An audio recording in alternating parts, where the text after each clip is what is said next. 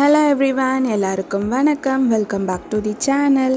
இன்றைக்கி நம்ம ஒரு சீக்ரெட்டான ஹேர் மாஸ்க் என்னோட பர்சனலாக நான் யூஸ் பண்ணுற ஹேர் மாஸ்க் பற்றி தான் நான் உங்களுக்கு சொல்ல போகிறேன். வாங்க பார்க்கலாம். ஹேர் மாஸ்க் ப்ரிப்பேர் பண்ணுறதுக்கு நான் ஒரு பவுல் எடுத்துக்கிறேன். இந்த பவுலில் ஃபஸ்ட்டு நம்ம ஆட் பண்ண போகிறது 2 table spoon of thick curd. நம்ம திக்காக எடுத்தால் தான் அப்ளை பண்ணுறதுக்கு ரொம்பவே ஈஸியாக இருக்கும். அடுத்தது பார்த்தோம்னா ஹனி ஆட் பண்ண போகிறோம்.